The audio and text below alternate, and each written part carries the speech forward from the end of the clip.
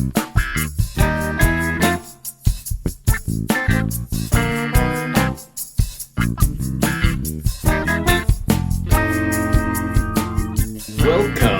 to the Concealed Taco Dudes podcast. I will be your host for this episode. This is Jason with Concealment Solutions, and this is another story time with Jason. So if you've been listening for a while, I have done a series of solo episodes where I cover, usually it's a book, and specific people or subjects of that book, and hopefully it's been interesting to you. This episode will cover segments from the book The Deadliest Men by Paul Kirchner, subtitle The World's Deadliest Combatants Throughout the Ages. So this volume, as well as his follow-up to this, which is more of the deadliest men who ever lived. Now, a while ago, in fact, episode 113, I covered that book, which is the second one that he wrote on this subject. But that was the one I had access to through the library. Couldn't find a copy for sale anywhere for under like 60 or 70 bucks used, which I thought was crazy, so I checked it out from the library, or I checked out the second edition, The Deadliest Men, and did an episode on that, episode 113. Since then, I have found the author, Paul Kirchner, is actually selling autographed copies of more of The Deadliest Men, signed, and for like 30 bucks, I think. I ordered one, it arrived, signed by the author, says, "Stay more deadly," which I thought was really awesome.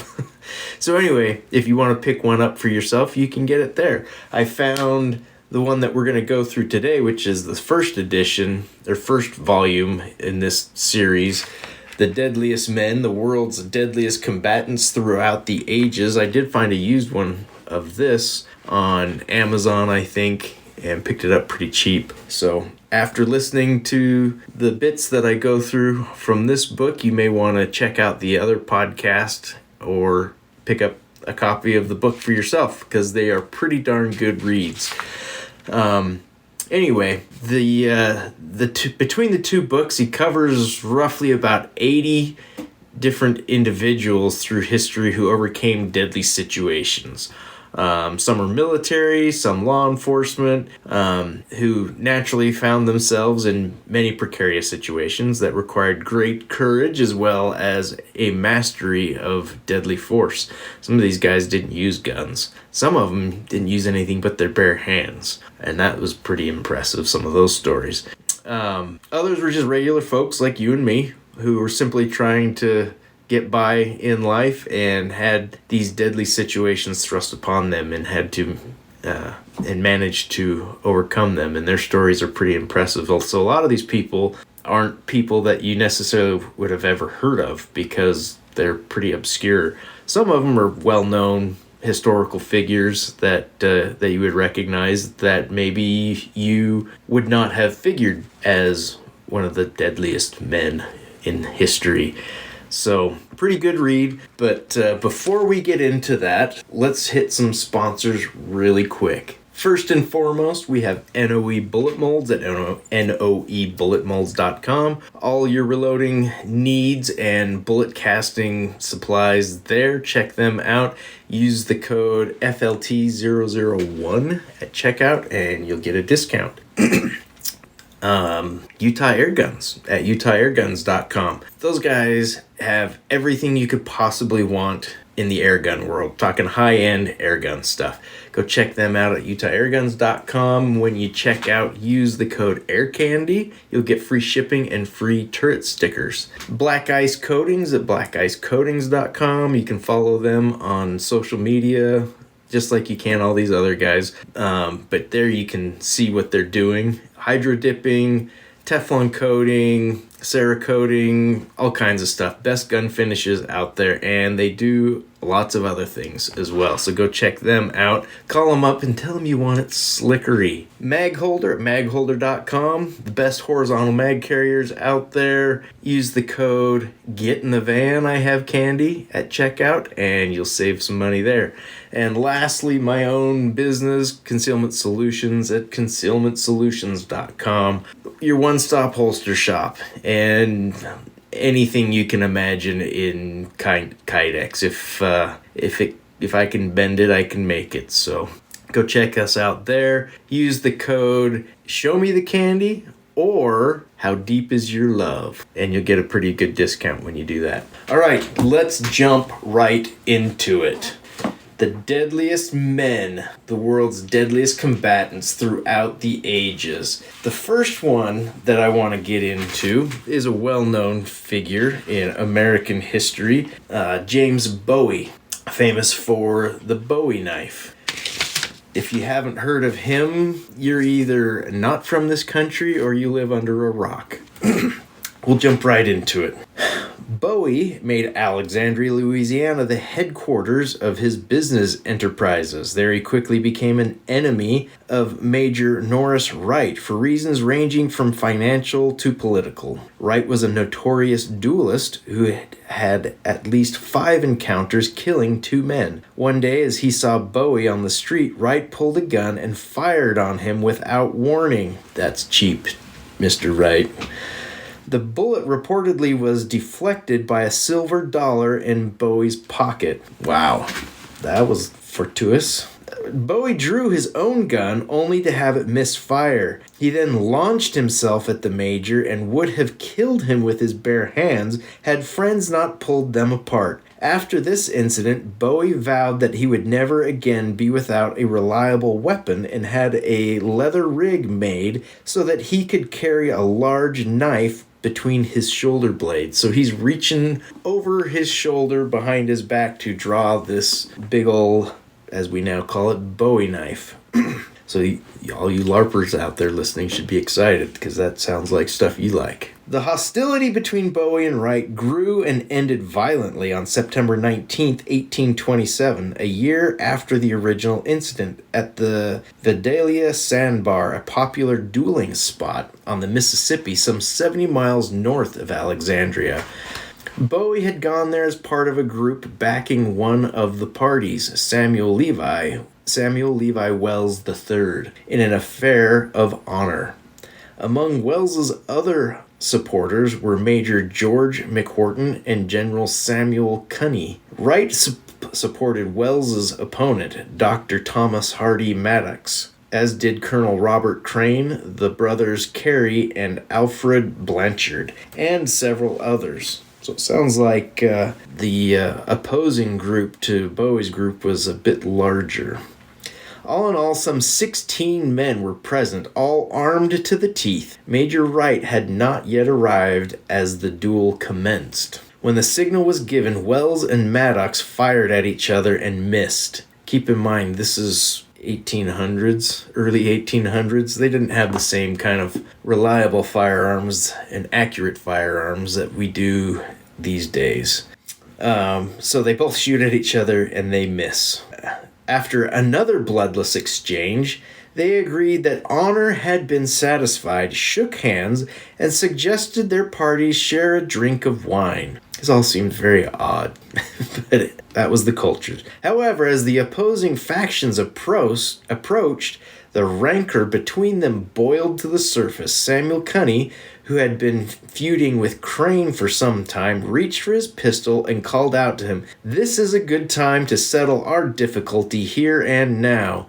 Crane, who carried a brace of dueling pistols, fired first, missing Cunny, but hitting Bowie in the hip and knocking him off his feet. Cunny and Crane then exchanged shots. Cunny's shot grazed Crane's arm, but Crane's ball struck Cunny in the chest and killed him. Bowie, who had managed to get back on his feet, pulled his knife and charged Crane. Crane struck him so hard on the head with his empty pistol that his stock broke. That's hard. With these old dueling pistols made of hardwood and heavy iron, holy moly. Bowie dropped to his knees and Maddox jumped on him and wrestled him to the ground. Bowie recovered his strength and had thrown him off when Major Wright arrived and shot at him. Bowie shot back and hit Wright, who exclaimed, somewhat prematurely, "The damned rascal has killed me." Wright drew his sword cane and plunged it into Bowie's chest, but its point turned against the breastbone. While Wright stood over him, trying to free his blade, Bowie reached up, grabbed him by the shirt front, and yanked him down onto his knife. As the blade plunged into Wright's viscera, Bowie pulled it upwards and disemboweled him. As Bowie later said, "I twisted the knife until I heard his heartstrings sing." Wright died on the spot. It's not over yet, guys. As Bowie stood up and pulled the sword from his chest, Alfred and Carrie Blanchard fired at him, and he was hit once in the arm. Though wounded 4 times now, he turned savagely on Alfred and sliced a good-sized slab from his forearm. Carrie fired again at Bowie but missed. As the brothers turned to flee, Carrie was shot and wounded by McWhorton. The Battle of the Sandbar was over, having lasted only about 10 minutes. Only, that's forever in something like that. 2 men had died, and 4, Bowie, Crane, and the Blanchard brothers, were injured. In the days when the expression "he killed his man" bespoke respect, it had firmly established James Bowie as someone to be reckoned with. It took him months to heal, but the strength and will to live that carried him through the battle facilitated his recovery. That is impressive. I've marked a lot here with Mr. Bowie because his story was pretty impressive, and I was not familiar with a lot of his escapades other than the ones we hear all the time and stuff. But so I'm going to continue. There are different accounts of its genius, but one has it that Bowie hired James Black, an Arkansas blacksmith renowned for the superior steel he used, to make up a knife with a foot-long blade and a guard separating the blade from the hilt. The guard was to be made out of relatively soft brass so that it would be more likely to catch and hold an attacker's stroke than to let it glance off. The blade of this knife was heavy enough to be capable of chopping through bone, yet with its clip point positioned along its center line, it was as effective in the thrust as in the cut. It was destined to become the classic American fighting knife, the weapon of choice among men who put their faith in cold steel. Meanwhile, Sturtevant hired 3 assassins to ambush Bowie. Knowing that Bowie and a servant were traveling from Arkansas to Texas, the ambushers waited in a patch of canebrake and fired on the 2 men as they rode through the night. So it sounds like Bowie had a reputation that if you messed with him, you were going to die. And I think that's why people are taking these cheap shots. Because they wanted him gone, but they weren't brave enough to face him to do it. Having killed the servant and wounded Bowie, the assassins moved in to finish the job.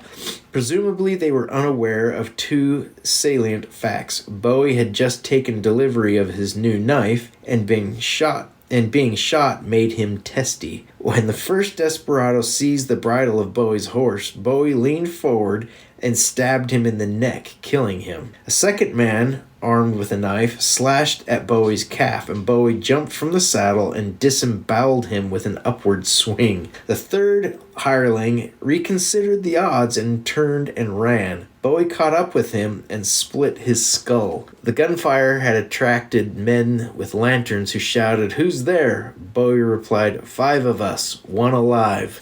Crazy.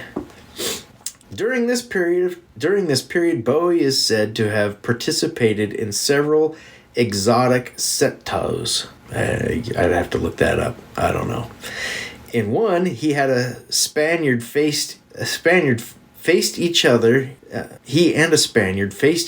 straddling a bench, their legs tied beneath it to hold them in place. While the Spaniard drew back his long blade for a thrust, Bowie, with his shorter knife, struck first and killed him. In another, he is supposed to have accepted a challenge from a Creole in New Orleans. Bowie's terms: knives, bare feet, a pitch-black locked room. When the door was unlocked, only Bowie walked out. This is crazy. These games these guys are playing to face off and kill each other. A journalist, William McGinley, witnessed Bowie in action in 1832 while he was traveling the Cumberland Road by stagecoach. Besides Bowie, the other passengers included the statesman Henry Clay, a young woman, and an unidentified pipe smoker. The young woman politely asked the smoker to extinguish his pipe because it was making her ill. The man replied that he had paid his fare and would do as he pleased. Bowie may have been ignorant of the perils of secondhand smoke, but he recognized an insult to a lady. According to McGinley, he drew from the back of his neck a wicked-looking knife, the worst I had ever seen, sprang forward and pressed it to the smoker's throat, giving him 1 minute to throw his pipe out the window. The pipe was tossed and tranquility restored. Nice. He was chivalrous. That's good.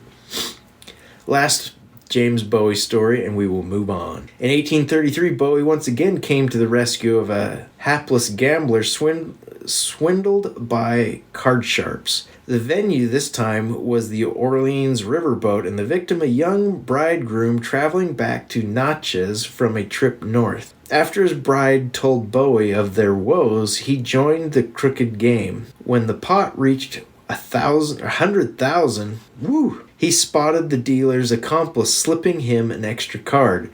Drawing his knife, Bowie told the dealer to lay down his cards, threatening to kill him if there were 6. The dealer angrily demanded his name. At the response, James Bowie, the other card players fell back, but the dealer, not knowing whom he was dealing with, challenged him. They went to the hurricane deck, where each climbed on top of one of the wheelhouses, which were 12 yards apart. There was a count of 1, 2, 3, fire, stop. The card sharp fired before the signal on the count of 3, but missed. A second later, at the command to fire, Bowie shot and killed him, and the body rolled off the deck into the river. Bowie gave the bridegroom back what he had lost and kept the rest. This is the only duel Bowie is known to have fought with pistols. Alright, moving on to our next character. This is one that I had not heard of before, but I am interested in looking more into him and seeing if I can find maybe a biography or something, because he sounds like a person well worth doing a little more studying on. His name, Delph, D-E-L-F, A. Bryce, nicknamed Jelly. Of Cherokee descent, Bryce was born on December 6, 1906, on a Kiowa reservation near the small town of Mountain View, Oklahoma, whereas he said, you could look farther and see less than any other place on earth. Sounds like a lovely place. Before he entered school, he had his own .22 rifle and practiced with it consistently, soon proving himself a shooting prodigy. He shined shoes to earn money for ammunition, and his doting grandfather began subsidizing his shooting expenses. Every summer from 1922 to 1926, Bryce attended a 30-day civilian military camp at Fort Sill, Oklahoma, where he trained on the pistol, submachine gun, rifle, and machine gun. Competing against hundreds of other trainees, he took first place with both rifle and pistol, so definitely somebody who knows what he's doing. Bryce's great passion were hunting and fishing, and he went to work as an Oklahoma State game ranger in August 1927. For some reason, he resigned after a year and set out for the University of Oklahoma. En route, he learned of a pistol match in Shawnee, sponsored by the Oklahoma Sheriffs and Peace Officers Convention, and decided to enter it. Climbing out of his car at the event, Bryce met Clarence O. Hurt, Oklahoma City's assistant chief of police and head of its shooting team, and asked if he could enter. Hurt was dubious of Joe College in his natty white slacks and sweater, but decided to see whether he had any talent. He stuck an envelope against a tree, paced off the regulation distance, and told him to shoot at it. Bryce drew and fired fast, putting 6 shots from his well-worn .38 Special into a 2-inch circle. Flabbergasted, Hurt declared, "You are now a member of the Oklahoma City Police Department." Hurt had an ulterior motive for hiring Bryce on the spot. He badly wanted his team to win that day's pistol match, and with Bryce's participation, it did. Bryce took home the first prize, $100 in gold.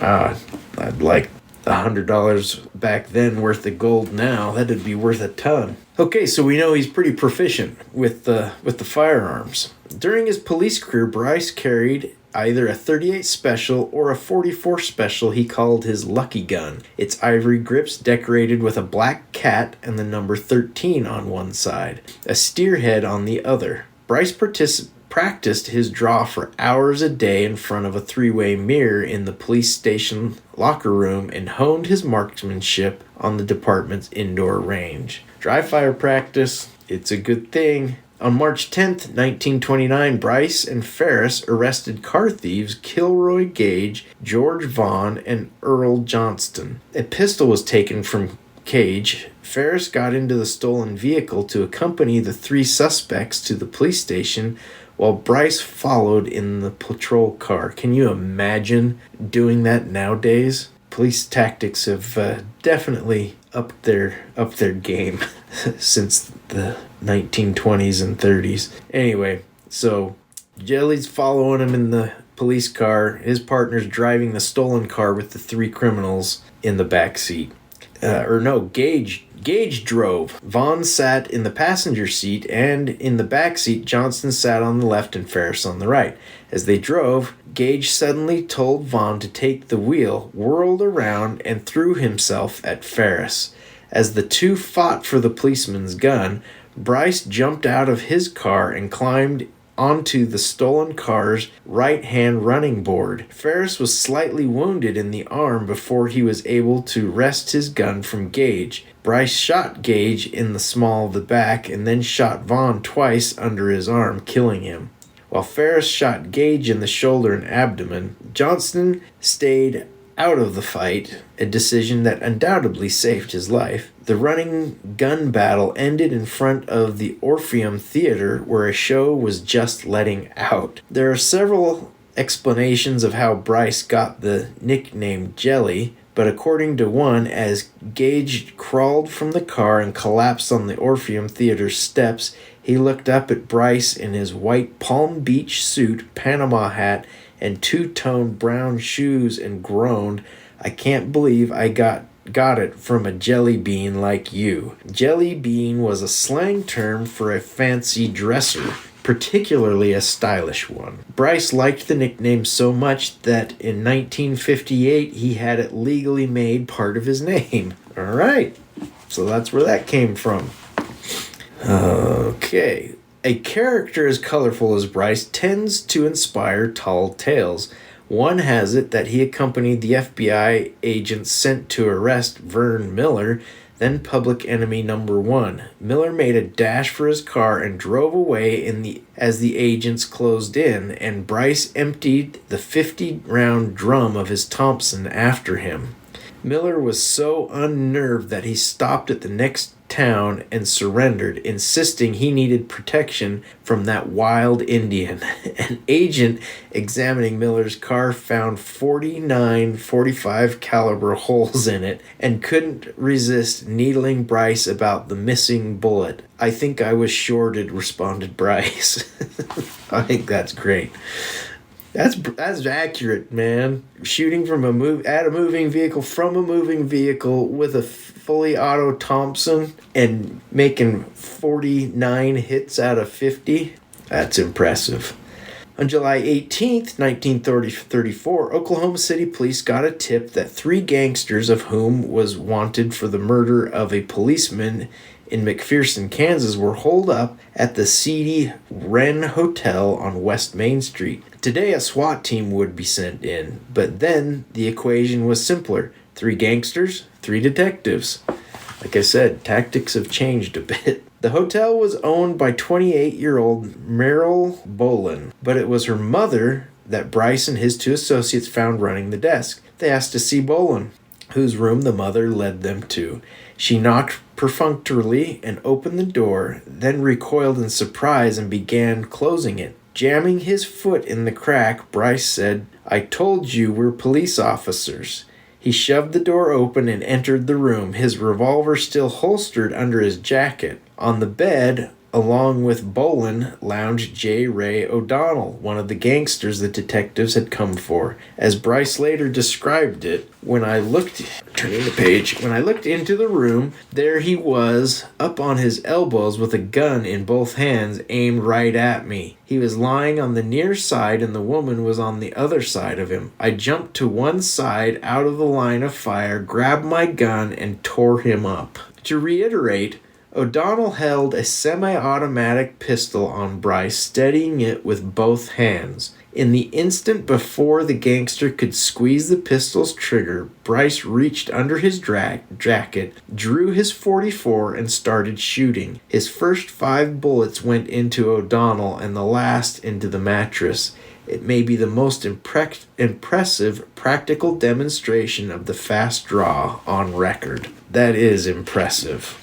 In 1935, Smith & Wesson brought out the .357 Magnum, presenting the first production model to J. Edgar Hoover in April. Bryce won one for himself in September in a competition at the Camp Perry police pistol matches against Smith & Wesson Vice President of Sales Doug Wesson. Wesson, holding a cocked revolver, was unable to pull its trigger before Bryce drew his revolver from his holster and fired twice. Bryce carried his prize .357 from then on. The medal he won at the matches was forwarded to him by Hoover himself, along with a letter congratulating him on his performance. So did you guys catch that? The Vice President of Sales of Smith & Wesson, Doug Wesson, is holding a cocked revolver, and before he could fire it, Bryce drew his revolver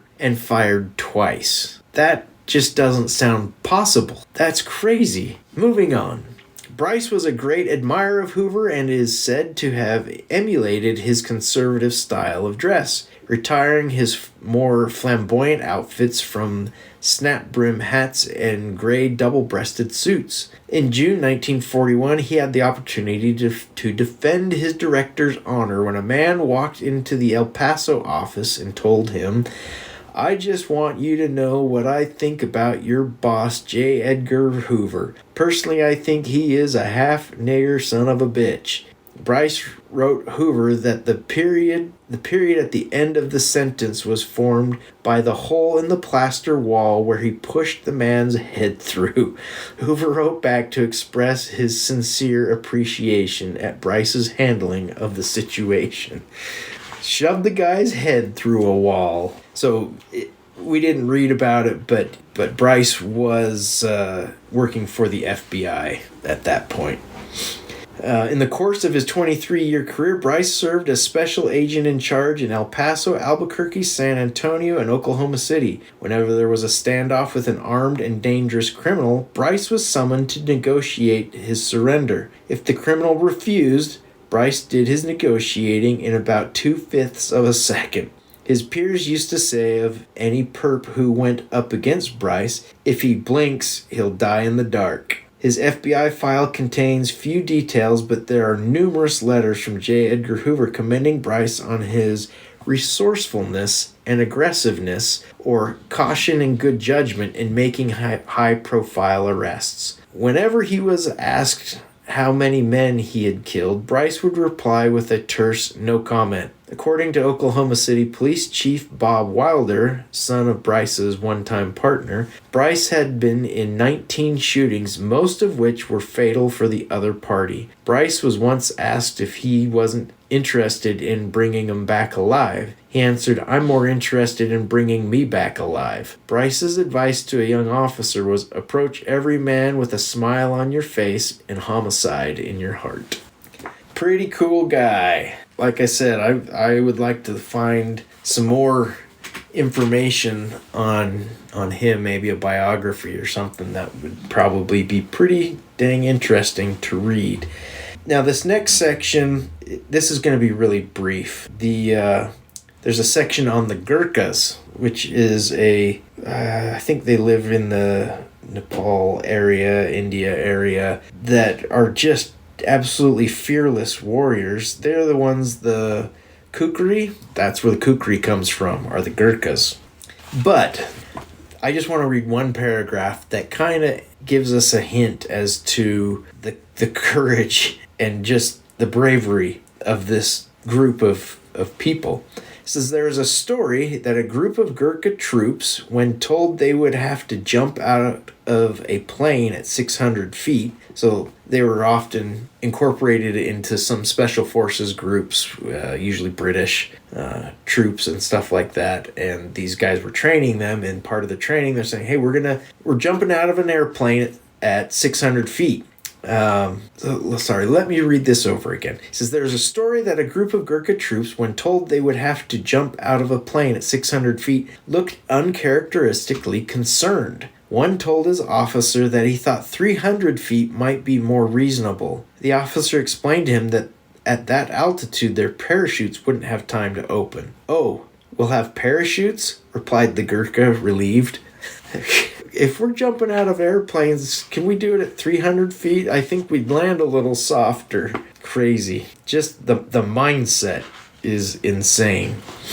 Moving on. Frank Hammer, another lawman. During his 3 decades in law enforcement, Hammer participated in 52 gunfights. Wow. Was ambushed 4 times, wounded by bullets 23 times, and left for dead twice. But he would never discuss how many lives he had taken, which he regarded as a distasteful aspect of his duty. Hammer killed his first man in 1900 when he was 16 years old. He and his younger brother Harrison were sharecropping in San Saba County, Texas, and Dan McSwain, the landowner, noticed Frank's proficiency with the pistol, shotgun, and rifle. McSwain approached him one day and asked him how he would like to earn $150. Who do I have to kill? Joked Frank, and was shocked to learn that was in fact the nature of the deal. There was a neighboring rancher that McSwain wanted dead.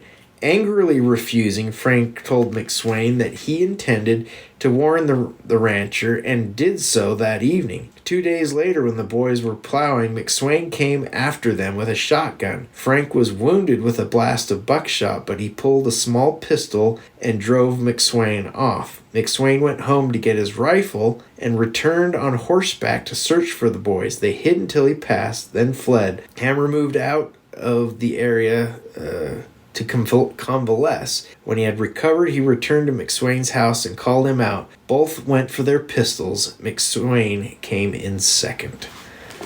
And I'm pronouncing Frank's name Hammer. It might be Hamer, Hamer. In fact, it probably is Hamer. I'm going to call him Hammer because that sounds better. You can correct me if you want, but I don't care.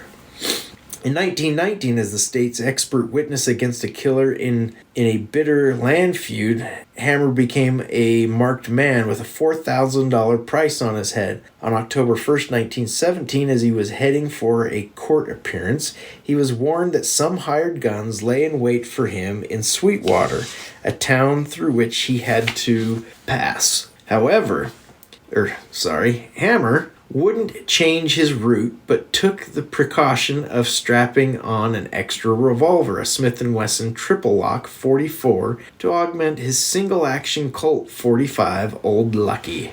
You gotta love a lawman that carries a Colt 45. I didn't give you a time frame here. 1940s. So a single-action Colt 45 was outdated, and he's still carrying it and taking care of business.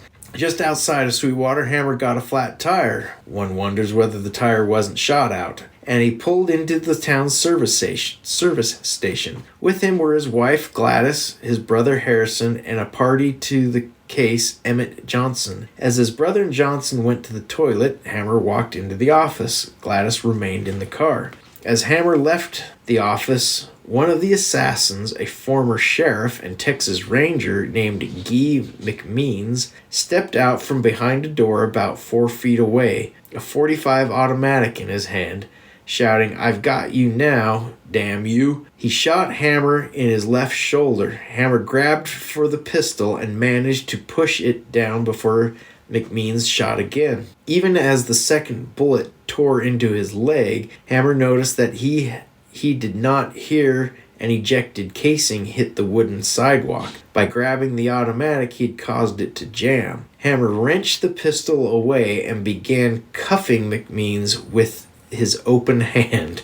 He liked to fight with an open hand rather than a fist, which is interesting. Meanwhile, McMeans' associate, H.E. Phillips, attempted to sneak up on Hammer with an automatic shotgun. From the car, Gladys Hammer began shooting at him with a small caliber semi-automatic, forcing him to duck for cover, but when her gun ran dry, Phillips ran up behind Hammer and fired from about 3 feet away. That's a good wife right there, except she should have had an extra mag. I got him, shouted Phillips as Hammer went to his knees, but Hammer shook off the effect of the concussion and stood back up. Phillips' blast had gone astray, merely tearing the brim from the lawman's hat. Phillips and McMeans ran for their car as Hammer went after them. McMeans pulled a pump shotgun from his car, but Hammer raised his .44 and shot him through the heart, killing him. Hammer then turned on the cowering Phillips and invited him to fight face to face, but Phillips had had enough and ran away, shotgun in hand. Hammer shouted at him to turn around, but he kept running. Harris, caught with his pants down during the shooting, now arrived and aimed a rifle at the retreating Phillips. As he squeezed the trigger, Frank pushed the barrel up. He didn't want his brother to shoot a man in the back, even one who had just tried to kill him. Phillips was soon arrested. A few hours later, a certain Bob Higdon blew into town. Described by some as the deadliest gunman in the Southwest, he was one of the men hired to kill Hammer. He'd even had a special quick-draw holster made up for the occasion. He saw a shrouded body being carted off to the funeral parlor and, assuming it was Hammer, loudly proclaimed his disappointment at having arrived too late to do the job himself. When he was informed that the dead man was McMeans and that Hammer was still in town, Higdon muttered something about how it wouldn't be right to take on a wounded man, not right at all, and left on the next train. Yeah. Pretty cool stuff. One more story with Frank Hammer. One of the most famous stories associated with the Texas Ranger concerned a town beset by a rampaging mob which put out a call for a company of rangers to restore order. When only one ranger showed up, the citizens' committee asked why. He responded, "Well, you ain't got but one mob, have you?" Many times in his career, Hammer demonstrated that he was more than a match for one mob. On June 1922, a vicious struggle broke out in Corpus Christi between a corrupt local political machine and citizens seeking reform. The sheriff brutally beat one of the reform leaders and then, along with his deputy and constable, shot down Fred Roberts, a man who came to the reformers' aid.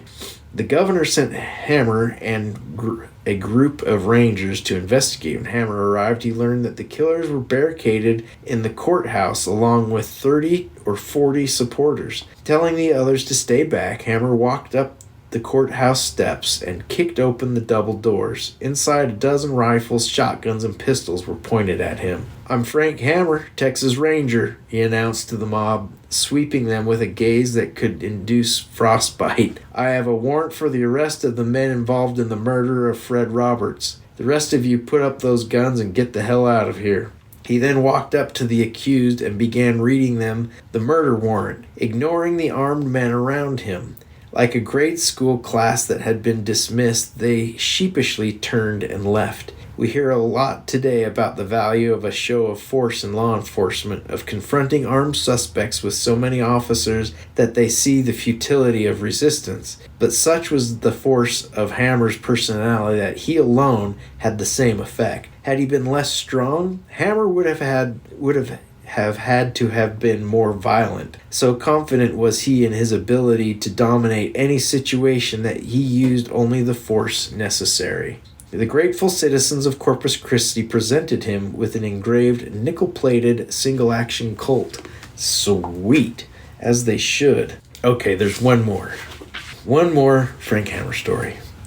In 1933, Hammer left the Texas Rangers to work as a special investigator for a Houston oil company at almost 3 times his former pay. A year later, he was asked to come back for a special assignment, to track down the notorious Bonnie Parker and Clyde Barrow. The psychopathic pair John Dillinger himself had described as giving bank robbery a bad name. So he's going after Bonnie and Clyde.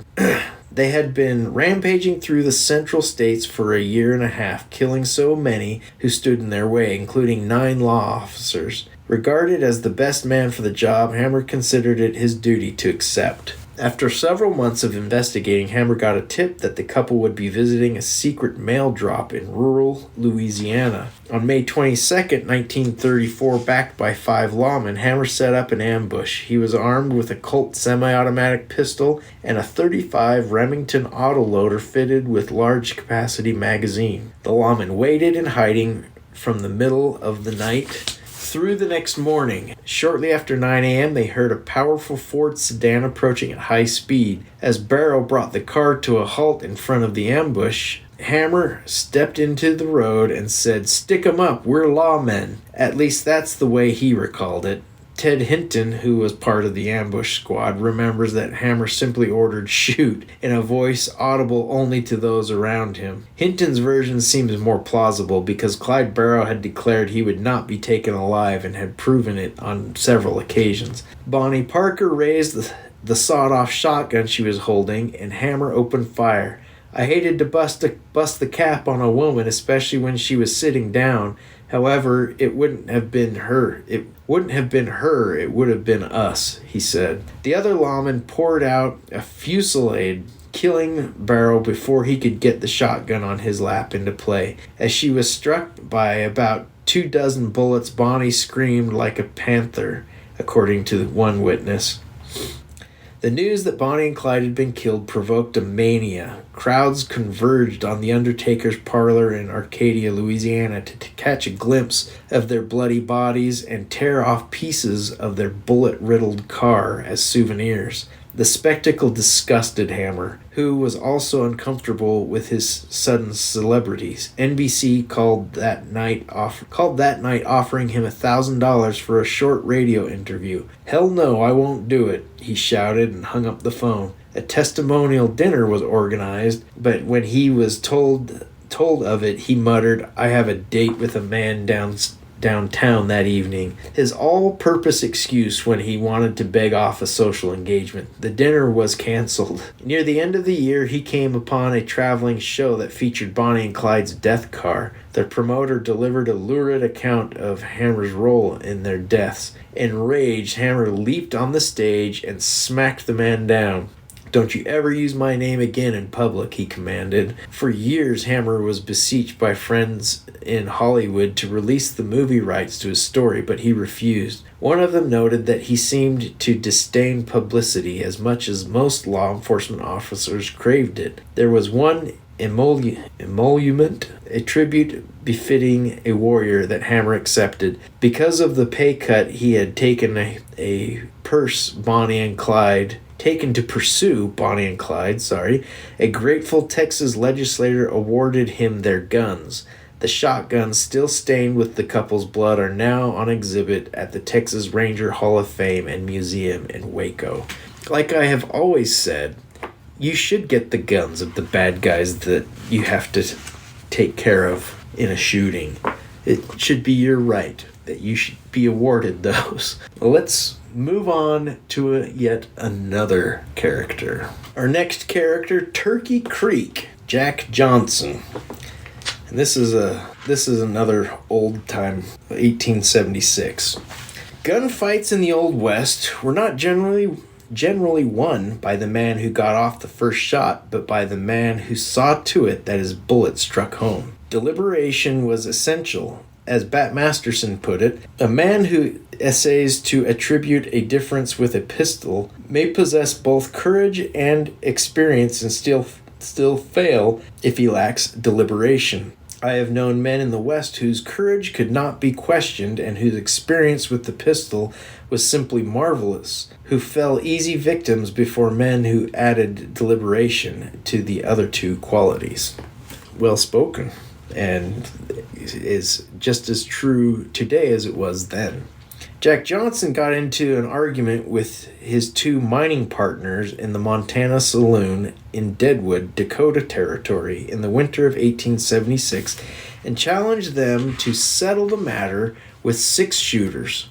Proper form was for them to fight him one at a time, but it was Johnson's choice that they face him together in the road alongside the fence surrounding the cemetery. A crowd of 20 or 30 gathered to watch, among them Wyatt Earp. Johnson said that he had chosen that particular spot because at least one man, and probably 2, would soon need burying, and he aimed to make things as convenient as possible for the undertaker.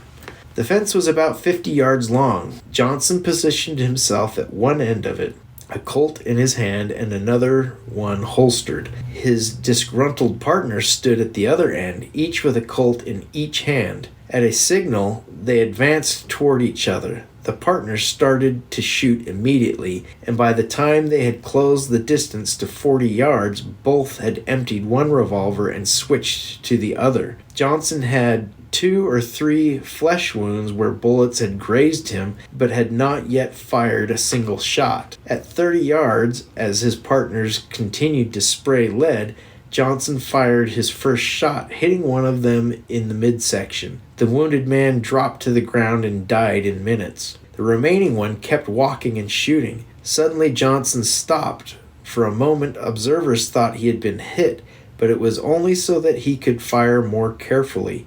He put a slug through the heart of his remaining opponent, who fell face down. Earp recalled that when the second miner's body was turned over, his revolver was still cocked, his finger still on the trigger. This miner had fired 9 times with the 2 revolvers and had 1 round left. The first miner had fired 7 times from his 2 pistols. Johnson had fired twice. Deliberation. Johnson had it. The crowd drifted back to the Montana Saloon, disillusioning as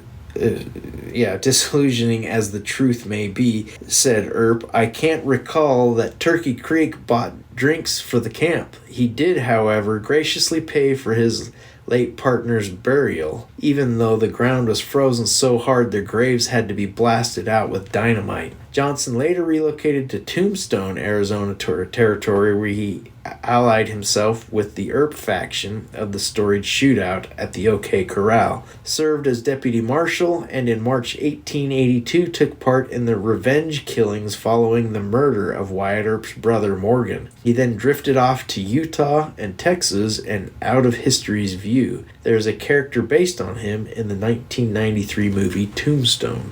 That's pretty crazy.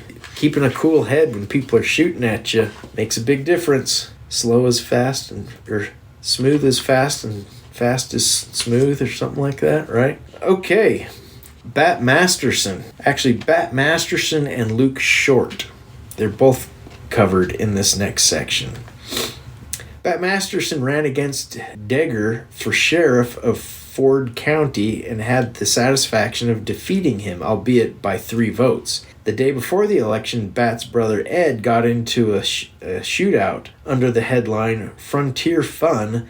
The Dodge City Times described it in the light-hearted manner in which it invariably described incidents of gunplay. It opened with, last Monday afternoon of those little episodes which serve to vary the monotony of frontier existence occurred at the Lone Star Dance Hall, and went on to explain that Ed Masterson had intervened in an armed altercation between Bob Shaw and Texas Dick Moore. Shaw refused to surrender his weapon to Masterson and, again proceeded to try to kill Tex's Dick. Officer Masterson then gently tapped the belligerent Shaw upon the back of the head with the butt of his shooting iron, merely to convince him of the vanities of his frail world. The aforesaid reminder failed to have the desired effect, and instead of dropping, as any man of fine sensibilities would have done, Shaw turned his battery upon the officer and let him have it. Ed Masterson, wounded but not seriously, fired 2 bullets into Shaw, rendering him hors de combat. Ed returned to the Wichita homestead for 2 weeks to recover. I like that he gently tapped him on the back of the head to convince him that his ways were wrong and needed to be corrected. 5 months after Bat's election, Brother Ed got into a shootout with 2 drunken cowboys he had tried to disarm. He killed one and wounded the other, but was badly wounded and subsequently died. Bat's worst fears about Ed had been realized. His trusting, easygoing manner had enabled the bad men to outmanage him. Bat also had an affable live and let live approach, but troublemakers never thought they could push him. He had an unmistakable resolve, sand as they called it. To reinforce his image, Bat regularly put on demonstrations of his shooting skill. He could kill rabbits shooting from the hip, and for a bet would put a hole through a tin cup tossed into the air. Masterson ordered his Colts directly from the factory, made to his specifications with hard rubber stocks, nickel plating, front sights higher and thicker than normal. So Bat understood focus on the front sight, sounds like. Masterson wrote he would file the notch of the hammer till the trigger would pull sweet, which is another way of saying that the blamed gun would go off if you looked at it. Because reloading took time, he often carried 2 revolvers, one in reverse. Bat's reputation as a gunfighter was based on the widespread belief that he had killed between 26 and 38 men. The Kansas City Journal wrote that the gentleman who has killed his man is a ubiquitous individual in this city and may be met at every corner. But when you see a man who has entered upon his 3rd dozen, it is about time to be civil, for he may begin to fear that material is about to run out, and may have an uncontrollable desire to hurry up and finish that 3rd dozen. Such a gentleman is known by these whom he has not shot as Bat Masterson. In answer to a very leading question, Masterson said he had not killed as many men as was popularly supposed, though he had a great many difficulties. So I like these guys that aren't bragging up the killings and these things that they were doing in their line of duty, that they had some dignity and self-respect and didn't want to glorify it. I think that is as it should be. Masterson was relaxing in Dodge City's Alhambra Saloon one evening when a young rowdy named Bell came looking for him. Revolver in hand, in an instant Masterson was on his feet, his Colt cocked and pointed directly between Bell's eyes. Bell stood frozen as Masterson advanced on him, till the two stood at arm's length, eyes locked, each holding a weapon on the other. Suddenly, Masterson lowered his Colt's hammer and buffaloed Bell. I didn't think I had to shoot, Masterson mused years later. I once saw Bell jump over a bar counter to get at a man when he might just as well have gone around, and it struck me all at once that he was much too dramatic. Interesting. We're going to move on to Luke Short, who was a friend of Masterson's. This is a good one. Luke Short, whom Masterson described as a small package but one of great dynamic force. Short had been a buffalo hunter and a cowboy and later sold liquor to the Indians. He had reportedly killed 9 Indians and 2 white men in Nebraska, earning the nickname of the Undertaker's Friend because he shot 'em where it didn't show. Always nattily attired in a dark suit, he carried a snub-nosed Colt 45 in a leather-lined pants pocket he kept dusted with talcum powder. Like all successful gunfighters, he had a hair trigger homicidal reflex. I like this story because of how he carries his gun. He had a specially made leather-lined pocket in his pants that he kept talcum powder in to keep it dry and smooth. Guy was thinking. On February 25th, 1881, an altercation arose between Luke Short and gambler Charlie Storms, another friend of Masterson's. Fearing that Storms might make the mistake of underestimating Short, Masterson separated the men. Storms left the scene. In famous Gunfighters of the Western Frontier, Masterson described what followed. I was just explaining to Luke that Storms was a very decent sort of man when, lo and behold, there he stood before us. Without saying a word, he took a hold of Luke's arm and pulled him off the sidewalk where he had been standing at the same time pulling his pistol, a Colt's cut-off .45 caliber single action. But he was too slow. Although he succeeded in getting his pistol out, Luke stuck the muzzle of his own pistol against Storm's heart and pulled the trigger. The bullet tore the heart asunder, and as he was falling, Luke shot him again. Storms reflexively fired as he fell, but was dead when he hit the ground, his wool shirt aflame from the muzzle flash of Short's gun. Short turned to Masterson and said, "You sure as hell picked some of the damnedest people to be friends with, Bat." Masterson testified in favor of Short, and the case was dismissed. All right, we are winding down. This is an amazing one. I think you'll like this. I've never heard of this guy, Sam Whitmore, but maybe you have. Anyway, when we're done, you'll all know about him. War is generally a young man's game. Physical decline, as well as the waning lure of adventure and idealistic causes, incline most men over 40 toward a seat on the sidelines. Nevertheless, there are exceptions. Perhaps the most notable being Sam Whitmore, a prominent farmer in 18th century Menotomy, now Arlington, Massachusetts. At 50, he served as a captain in a Royal Dragoon regiment and participated in the capture of the French fortress at Louisbourg, Nova Scotia in 1745. He returned to his farm with an engraved, silver-mounted French saber as a souvenir, reporting that its previous owner had died suddenly. 13 years later, at 64, Whitmore rode off on his sway-back nag to take part in the reconquest of the fortress of Louisbourg, and a year later, he was with General Wolfe at Quebec. He returned astride a fine stallion carrying a pair of expensive dueling pistols. Again, they came from an enemy officer who had died suddenly. In 1763, Chief Pontiac of the Ottawa organized a massive Indian uprising against British rule. Whitmore, then 68, re-enlisted and fought in the Great Lakes region for 13 months.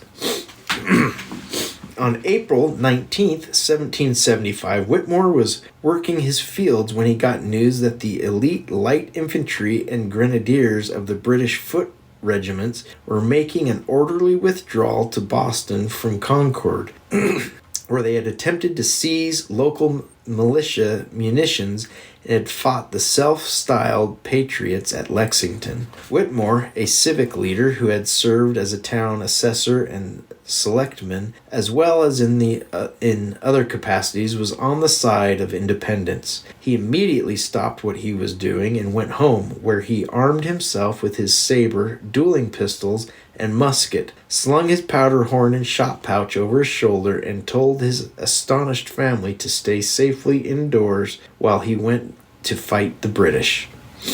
The 80-year-old Whitmore joined a group of Minutemen heading toward Cooper's Tavern, where the route to Medford turned off to the north. He staked out a position held behind a stone wall 150 yards off the road, where he would be in the path of flanking elements of the British force.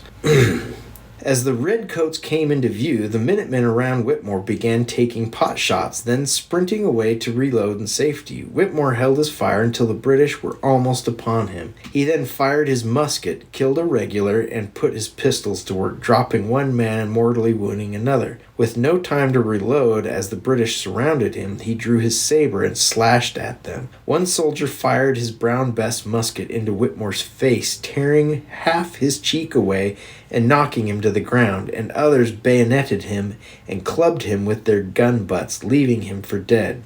When the British had marched on, local residents ventured out to reclaim Whitmore's body.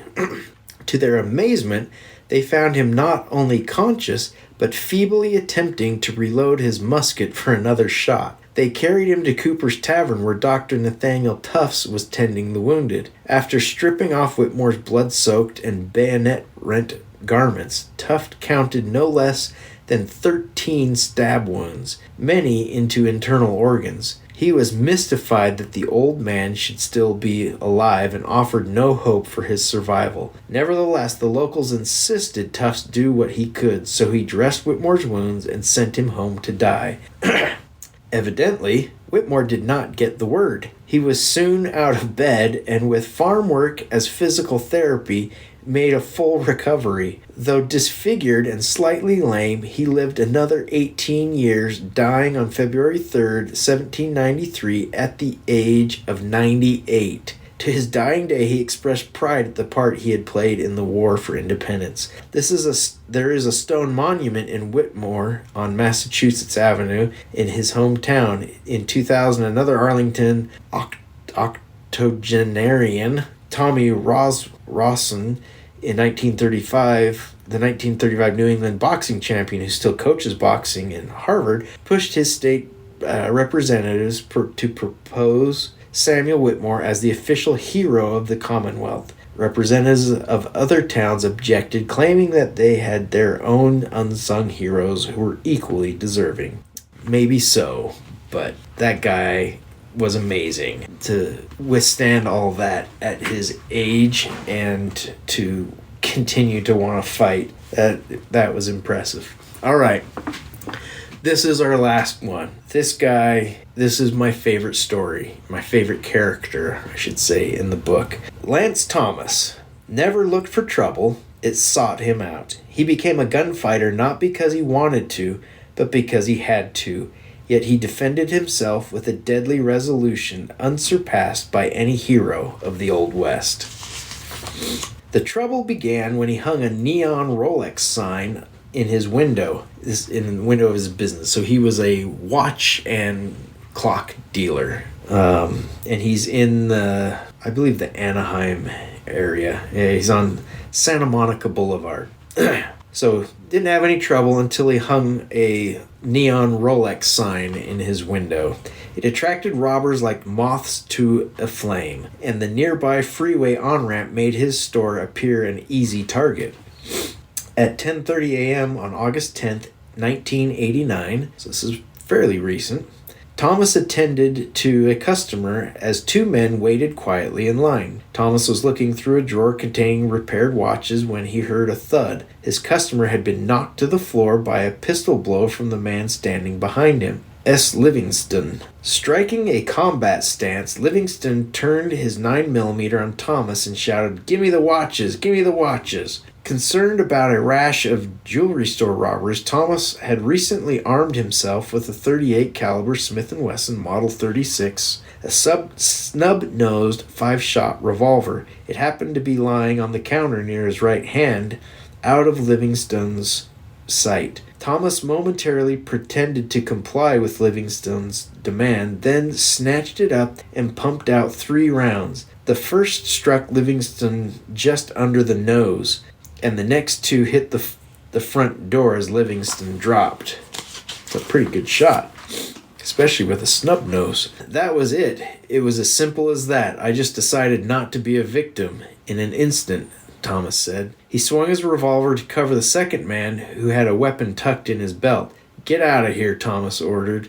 The man grabbed Livingston and dragged him out the door. The customer who had come to pick up his watch climbed out from under the table where he had been cowering, clutching his head in pain.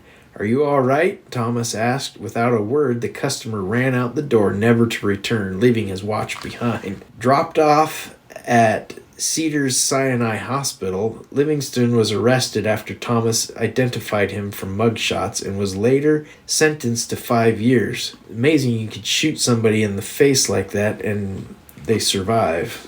I guess that's why most people don't carry .38s anymore. Thomas's slug had broken Livingston's jaw, then split in 2, the halves carving 2 grooves in his face. A Santa Monica detective suggested to Thomas that he upgrade to The Glasser safety slug, then regarded as something of a silver bullet by law enforcement, designed to impart the maximum energy to its target while eliminating the problem of overpenetrating and ricochets. The conventional jacketed bullet contains shot. Its promoters claim it offers 2 to 3 times the stopping power of a conventional hollow point. Beyond the practical considerations, he felt he must eliminate any trace of moral confusion from his mind so that he could respond to an attack decisively. After a legal hearing, Thomas was told he was free to go about his business, but that was easier said than done. He was shaken by the incident, playing it over and over in his mind. What if his gun had not been within reach? Worse yet, what if the trouble was not over? If Livingston had friends who would seek revenge? He pondered the fact that in any robbery the time and circumstances would be chosen by the robber, gun in hand, while he himself would inevitably be surprised, empty-handed, and possibly outnumbered. At the same time, he realized that he had a certain advantage. The robber, after all, was pointing a gun at him not to kill him, but to establish a relationship, that of predator and prey, and would probably prefer not to pull the trigger. Thomas, on the other hand, had no interest in a relationship. He just needed to eliminate a threat. Action beats reaction every time, and by going for his gun, he would seize the initiative. He was convinced that if he could draw and fire in less than a second, he would be able to shoot a man who had the drop on him. So he's really thinking this through, definitely not wanting to be a victim. He began an exercise program so that he would be fast, able, and alert if his store were struck again. He bought 3 .357 Magnum revolvers, a Colt Python with a 6-inch barrel, a stainless steel Ruger Security 6 and a Smith & Wesson Model 19. He screwed their holsters against the back of his counters at regular intervals so that he would always have one within reach. When his store was empty, he practiced his draw until he was satisfied with his speed. He decided that as soon as the shooting started, he would throw off his assailant's aim by dodging quickly to the right, figuring that it is harder for a right-handed man to track to the left than to the right. Rather than worry about reloading, he would grab another gun if the need arose. So he's thinking this through pretty good. Meanwhile, a 5-man gang comprising Chris Sumlin, Gaylord Smith, the brothers Tony and Charu Curry, and an unidentified driver was robbing jewelry stores throughout the Los Angeles area. The driver would remain in the car while the 4 others approached the chosen premises. Sumlin would stay outside as a lookout while Tony and Charu Curry walked in brandishing guns. On their heels, Smith, carrying a sack, would then enter and collect the merchandise. The gang had honed its modus operandi to perfection, but its victim selection process was faulty. On the evening of November 27th, 1989, it struck the watch company. There were 2 customers in store at the time, an unidentified man and a former girlfriend of Thomas named Jerry. Thomas, whose back was to the door, turned when he heard a scuffle to see Tony Curry holding Jerry by the throat and pointing a .25 automatic at her head. "Move and you're dead," Tony said quietly. Charu Curry, wearing a heavy leather jacket and waving a high-capacity 9mm MAC-10, shouted, "Give it up or we'll kill all of you.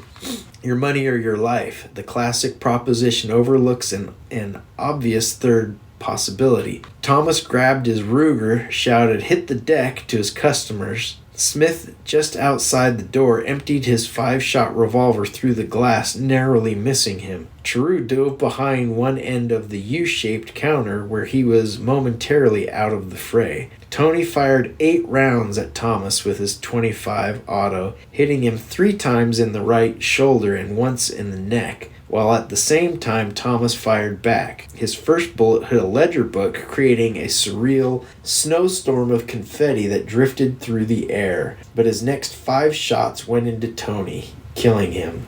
The 3-second exchange felt like an eternity to Thomas. He can't remember hearing the shots, but the click of his hammer on a spent shell brought him instantly back to reality. He tossed the empty gun at Tony and grabbed his .38. firing it through the door at Smith. People ran screaming from a nearby bus stop, and customers at a burrito stand across the street went over the counter to take cover. Smith and Sumlin ran back to their getaway car, nearly getting run over as they crossed Santa Monica Boulevard. They were later arrested. As Charu fired bursts at him over the countertop with the MAC-10, Thomas dialed 911. Shots can be clearly heard on the tape as Thomas calmly gives his store's name and address. When he talked, blood blew out of the hole in his neck, but he was unaware of any pain and determined to resist as long as he lived. I was pissed off, he said. These guys really messed up my day. He remembers the gun battle in stroboscopic slow motion, feeling as if his life had already ended. As strange as it sounds, he saw bullets streaking toward him, illuminated by flashes of light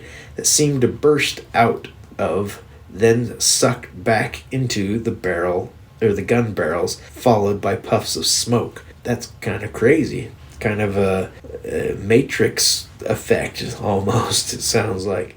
Thomas picked up another .357 and emptied it into Charu Curry, killing him. Arriving upon the nightmare scene, the police were amazed that amid all the blood, broken glass, and spent brass, the only dead bodies were those of the perpetrators. One bullet had passed through Jerry's pocketbook, leaving a grazing wound along her buttock. Thomas, still on his feet but severely wounded, was taken away by ambulance. Don Cladstrup, interviewing Thomas for ABC's Turning Point, asked, "How could you keep shooting, fighting back with a bullet wound in the neck and 3 bullets in the shoulder?" After a moment's reflection, Thomas answered, "They hadn't killed me yet, and I hadn't run out of ammunition." Good answers. This guy's amazing. I would love to find more on him. So after this shooting, an FBI agent is talking to Thomas, and he's giving him benefit of his expertise on firearms. He said, with his taste for fine machinery, Thomas found he recommended that he get some semi-automatics, and he recommended SIGs. He said, with his taste for fine machinery, Thomas found the high-end German import appealing. He bought 3 Model 220 45s, which held 7+1, 7 in the magazine, 1 in the chamber, and 1 Model 225 9mm, which held 8+1. Thomas was disappointed with the performance of the Glasser rounds, which he believed had largely spent themselves against Charu's leather jacket. The agent recommended he switch to the Federal Hydroshock round, a hollow point that expands as it penetrates tissue, resulting in a larger diameter wound channel, which even now Federal Hydroshocks are a great round. He also took Thomas to a shooting range and coached him on the modern pistol technique. He taught him the 2-handed weaver stance and to grip the pistol properly and consistently. He stressed focusing on the front sight and pressing the trigger for a surprise break. The quality of the gunfighter that is the most difficult to inculcate mindset was one in which Thomas needed no instruction. At 1:45 p.m. on December 4th, 1991, 6'5", 250-pound Valdez O'Neill entered the watch company, accompanied by an attractive woman. After a short, friendly conversation, the woman handed Thomas a broken watch and asked whether he could repair it. As Thomas bent over it, O'Neill vaulted the counter and pressed a 9mm Glock to his neck. Seeing the SIG 225 lying 8 inches from Thomas's right hand, he said, "Don't reach for it, I'll kill you." What went through Thomas's mind? You should have already pulled the trigger. He jerked his head to the side and grabbed the SIG. O'Neill immediately shot him through the neck, then hesitated for an instant. Perhaps he assumed he had killed Thomas. Perhaps he had not mentally prepared himself for a victim who fought back. But that instant was all Thomas needed. Not even taking the time to bring his pistol forward, he twisted his wrist at a right angle and pumped 3 9mm rounds into O'Neill's chest. Then the SIG jammed. What? SIGs don't jam? Even though he reeled backward, O'Neill fired twice more wildly before Thomas grabbed a .45 and stitched him from his knee to his head with 5 shots. The second shot seemed to lift O'Neill off his feet, and he hit the floor, gushing blood. His female accomplice fled. Then I went to the hospital, recalls Thomas. The bullet didn't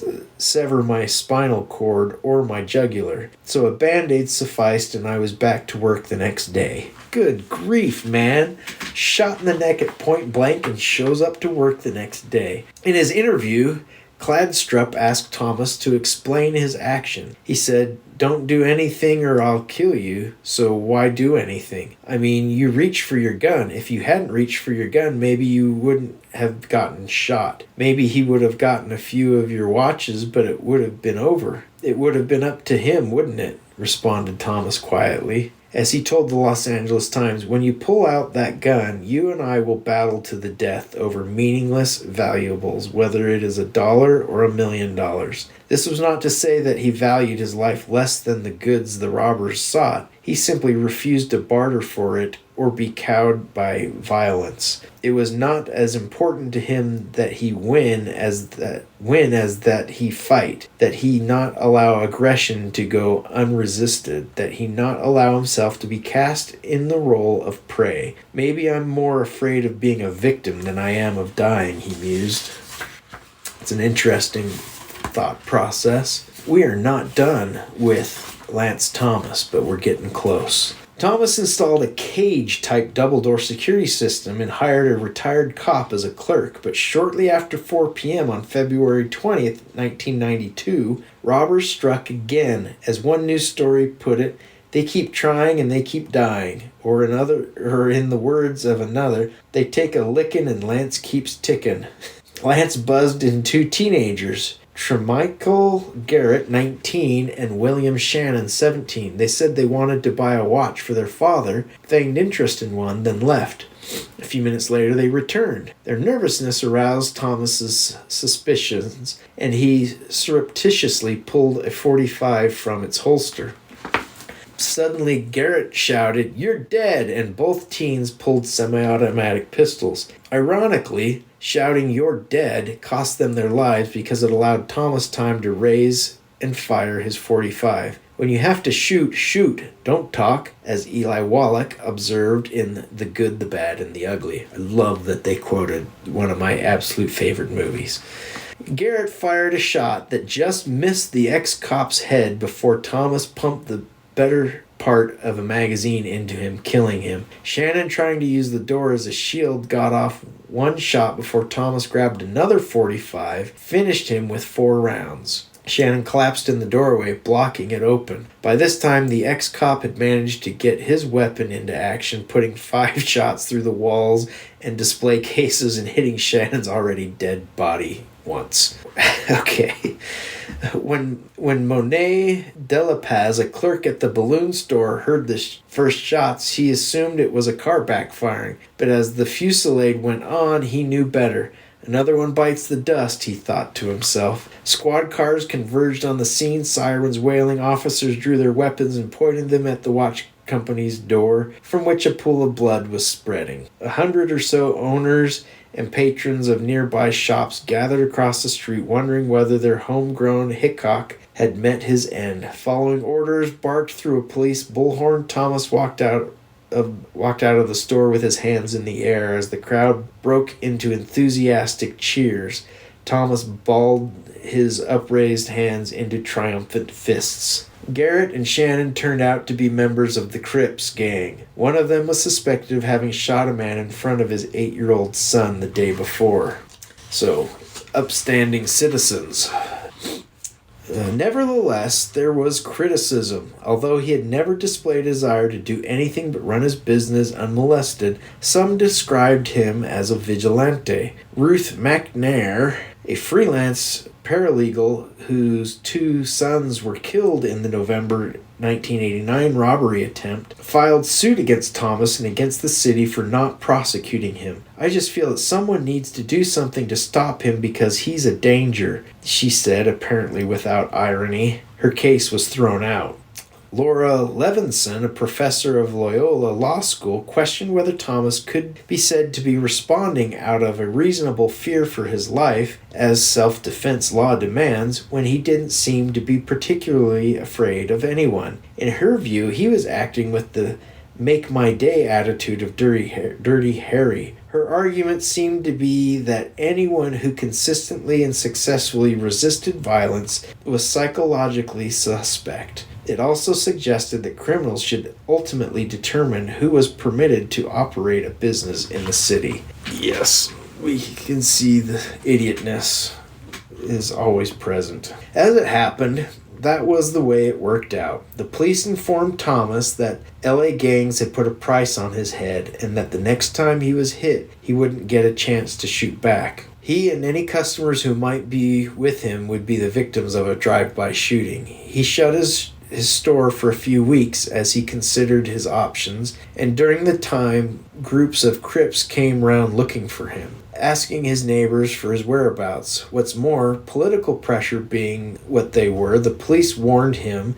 that he would be indicted after another shooting, whatever the circumstances. He apparently wasn't trying hard enough to avoid confrontation. In April 1992, he decided not to buck the odds any longer. What a load of crap. Anyway, while Bill Hickok got shot in the back, Jesse James was shot in the back, and frankly, I was next, he said. He closed his shop and began dealing watches from his home and later over the internet at www.watchcompany.com. After a few months, 2 men came to the glass front door of his home.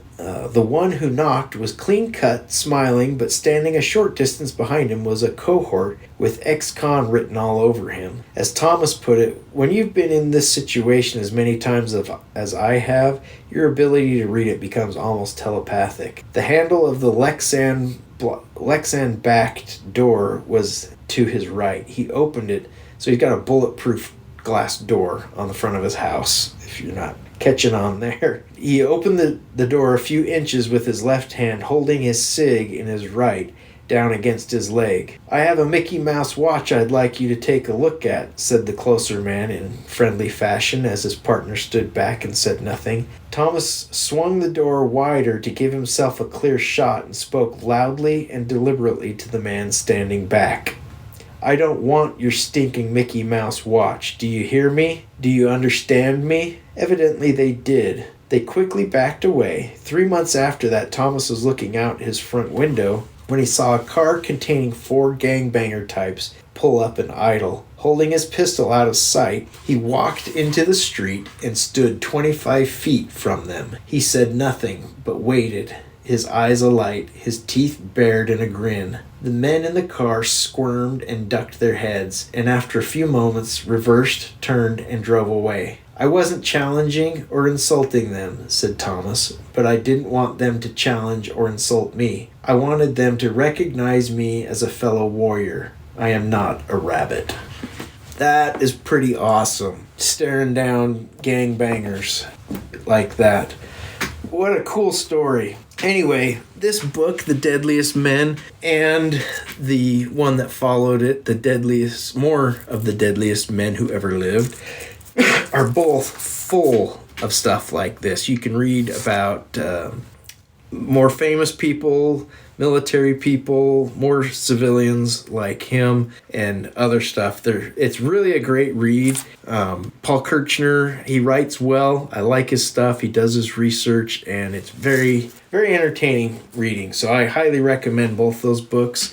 If you like this episode, if this is something that has appealed to you, there are several that I have done over the years that you could check out. Episode 72 was the first episode I did like this that covers the life of the Old West gunfighter and bodyguard Orrin Porter Rockwell.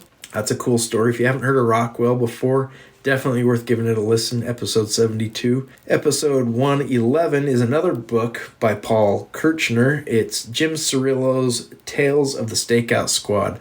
That is my all-time favorite book of dealing with firearms and self-defense and stuff like that. The Tales from the Stakeout Squad is just remarkable, and it is a time in our history that is not to be repeated. It was kind of the end of an era in I believe it was the late 60s, 70s in New York City.